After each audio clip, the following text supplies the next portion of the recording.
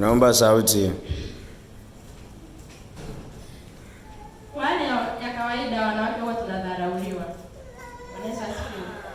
Tunadharauliwa, tunaonekana kama viumbe dhaifu, viumbe visivyo na nguvu, viumbe visivyo na msimamo. Lakini kibibilia inaonekana kwamba mwanamke ameangaliwa kwa upande mmoja. Anaonekana ni kiumbe mwenye nguvu ya rohoni. Wanaweza sio. Mwanamke ana nguvu ya rohoni. Ana nguvu ya rohoni kwa nini? Kwa sababu mwanamke ukisimama kwa upande wa kujitoa, utajitoa kiroho, simamia kwa mfano kama ibada za kanisani, kuwasaidia wasiojiweza. Hiyo pia ni nguvu ya mwanamke, kwa maana mwanaume hawezi. Wanaweza asifiwe. Mwanamke akijitoa kwa 100% mambo ya kiroho, anakuwa ana nguvu sana kuliko mwanaume. Kwa hiyo wanawake tuwekeze kwenye kujitoa kwa mambo ya kiroho. Usijitoe kwenye mambo ya kidunia. Tujitoe kwenye mambo ya kiroho na Mungu atatusaidia. Bwana Yesu asifiwe. Mwanamke ana moyo wa kujitoa na kuamini. Mwanamke tumeumbiwa roho ya kuamini. Tunaamini mambo ya kiroho, tunatendea kazi sheria za ulimwengu wa roho. Bwana Yesu asifiwe. Tunatendea sheria za ulimwengu wa rohoni, ndio maana makanisa mengi unakuta waliojaa ni wanawake. Hata ibada zetu tunazionaga wanawake ni wengi kuliko wanaume. Kwa sababu wanawake wameumbiwa imani, naamini. Kila neno linalotoka kwa Mungu naamini. Bwana Yesu asifiwe. Nguvu iliyopo kwenye moyo wa mwanamke ni kuamini, kwa sababu ana moyo wa kumpenda Mungu. Mwanamke ana moyo wa kumpenda Mungu. Bwana Yesu asifiwe. Hata wanaume wanampenda Mungu, lakini sio kama wanawake. Mwanamke akipenda amependa. Hususan kwenye mambo ya Mungu, mwanamke atetereki. Ndio maana wanawake wengi tunakuta tumejazana kanisani, kwa sababu tunatafuta nini? Tunatafuta uponyaji. Mwanaume hana shida na uponyaji. Unaweza kaangaika huko tu anasema mambo mengine atafanyaje, atajisukutia. Lakini wanawake tumejazwa imani. Tunaamini. Shika neno la Mungu tunaliamini. Hatupepereki. Bwana Yesu asifiwe. Naomba tusome kitabu cha Mathayo sura ya 27 mstari wa 55 na 56. Mathayo 27 mstari wa 55 na 56.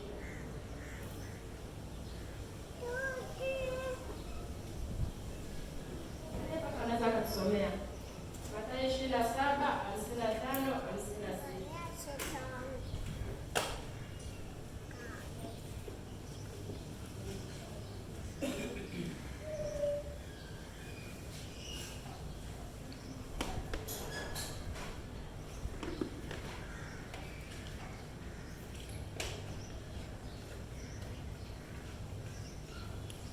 Mathayo 27:55 na 56 inasema, walikuwa na wanawake wengi pale wakitazama kwa mbali. Hao ndio waliomfuata Yesu kutoka Galilaya na kumtumikia. Bwana Yesu asifiwe. Wanawake walikuwa ni wengi waliomfuata Yesu kutoka Galilaya na wakastahili fanyaje? Kumtumikia. Kwa hiyo wanawake tujitoe kumtumikia Mungu. Tusitumikie dunia kwa wingi. Tusijali mambo ya duniani kwa wingi. Tumtumikie Yesu Kristo, maana yeye ndio msaada wetu kama wanawake. Bwana Yesu asifiwe. Nakuta mwanamke anashughulikia shughuli yani kwa wingi, hata akose ibada, lakini kwenye shughuli yupo. Huko hakutuhusu. Sisi tunatakiwa tukimbizane na mambo ya Mungu. Bwana Yesu asifiwe.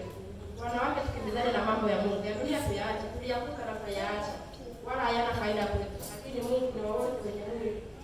Nitumikie Mungu wanawake. Bwana Yesu asifiwe. Amina. Mwanamke usikubali kuwa na mambo ya duniani. Mwanamke jitenge na ukatili, jitenge na ujambazi, jitenge na uchawi, jitenge na roho mbaya. Bwana Yesu asifiwe. Maana Biblia inasema usimruhusu mwanamke mchawi kufanya kuishi. Tukatae mambo ya duniani wanawake. Bwana Yesu asifiwe. Tukataa mambo ya duniani, Mungu atatukumbuka. Wala tutateteleka. Mungu atakuwa pamoja nasi. Atatuongoza. Bwana Yesu asifiwe.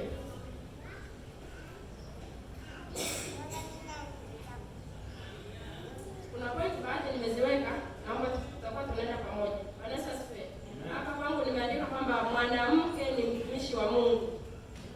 Mwanamke aliye imara ni mtumishi wa Mungu.